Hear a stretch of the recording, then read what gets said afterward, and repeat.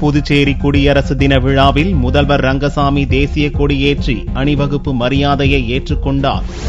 புதுச்சேரி உப்பளம் விளையாட்டு மைதானத்தில் நடந்த குடியரசு தின விழாவில் முதல்வர் ரங்கசாமி கலந்து கொண்டு கொடியேற்றினார். பின்னர் காவல்துறையினர் மாணவ மாணவிகள் நடத்திய அணிவகுப்பு மரியாதையை ஏற்றுக்கொண்டார். இதைத் தொடர்ந்து காவல்துறை அதிகாரிகளுக்கு முதல்வர் ரங்கசாமி விருதுகள் வழங்கினார். புதுச்சேரி மாநில துணைநிலை ஆளுநர் ஏ.கே. சிங் அந்தமான் மாநிலத்திற்கும் கவர்னர் பொறுப்பு வகிப்பதால் அவர் அங்கு நடக்கும் குடியரசு தின விழாவில் பங்கேற்றார். இதனால் புதுச்சேரியில் முதல்வர் ரங்கசாமி கொடியேற்றினார். விழாவில் நடந்த கண்கவர் கலை நிகழ்ச்சிகளையும் பொதுமக்கள் ஆர்வமுடன் கண்டு ரசித்தனர்.